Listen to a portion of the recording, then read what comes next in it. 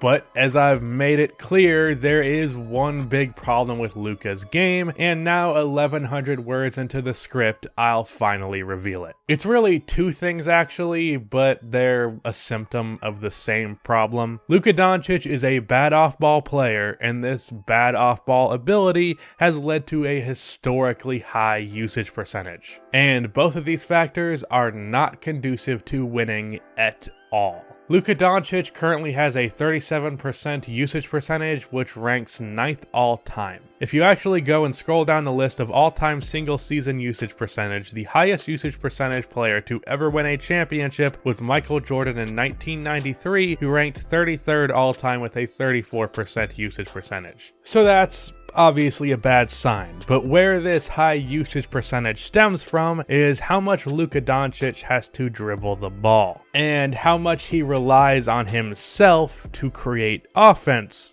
for himself. Luka this year only has 17% of his 2-point baskets assisted and just 25% of his threes assisted, which is a horrible ratio. This means that Luka is creating almost all of his offense with no help at all, just he, himself, and the ball. The reason I mentioned earlier when talking about the near perfection of Luka's game that his 3-point shooting percentage doesn't reflect his shooting ability, that is because of this. It's because of how little of his threes are catch and shoot threes. If I'm building a perfect 3-point shooter from scratch, this player would have a healthy mix of ability and tendency to shoot off of the dribble and ability and tendency to shoot in the catch and shoot. The obvious perfect example is Steph Curry, who had 61% of his threes assisted for his career. Examples of guys who do not have a good mix would be James Harden, who has just 13% of his threes assisted. This is one of the main reasons why Russell Westbrook is such a poor 3-point shooter. He's a career 36% catch and shoot guy, which is not great, but because of how many threes he shoots off of the dribble, he's lucky to have a 30% 3-point shooting season. Luka is simply too responsible for creating offense for Luka. It's bad enough that he has such a burden of having to create for everyone else on his team, but when it's time for his teammates to reciprocate,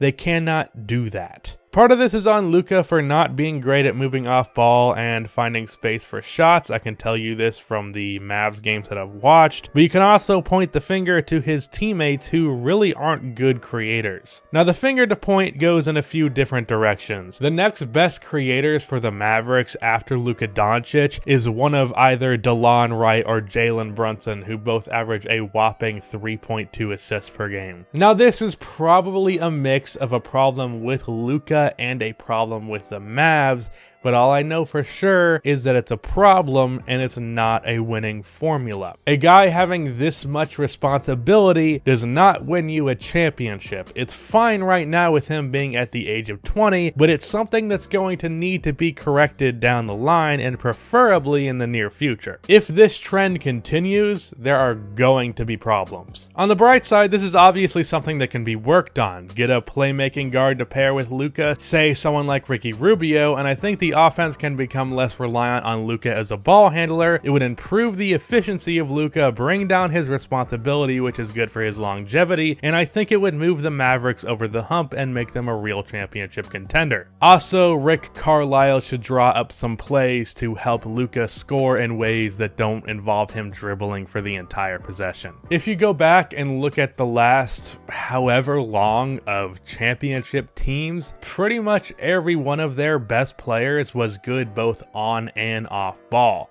There's obviously the big man of the past few years of Kawhi Leonard, Kevin Durant again, LeBron James, Steph Curry. The list continues. Off-ball movement is really important, and Luka just doesn't have it right now. Again, that finger could be pointed at Luka or the Dallas Mavericks, but it is a problem. As I said, I do not think that this caps Luka's potential, but it definitely could be a hindrance. And the Mavericks need to spot this problem soon, make some adjustments, or there will be problems down the line.